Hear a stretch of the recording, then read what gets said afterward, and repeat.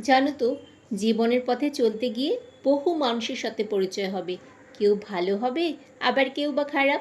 কেননা ভালো খারাপ নিয়েই আমাদের সমাজ। খারাপ মানুষ না থাকলে আমরা কখনোই ভালো মানুষের কদর বুঝতাম না। যেমন অন্ধকারবিহীন আলোর কোনো স্বাদ উপভোগ করা কঠিন, ঠিক তেমনই। তাই সবটা নিয়ে মানিয়ে আমাদের চলতে হয়।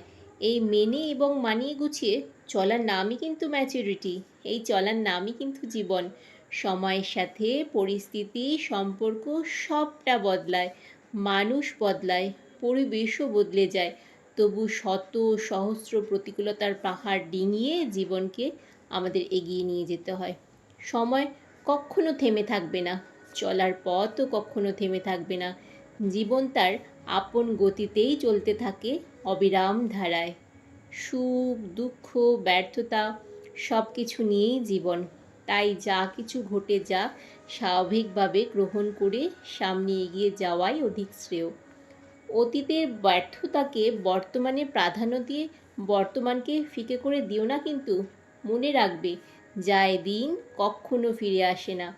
তাই গত হওয়া সময়কে মনে করে বর্তমান সময়কে হেলায় নষ্ট কখনোই করো না। তাতে ক্ষতিটা কিন্তু তোমারই হবে।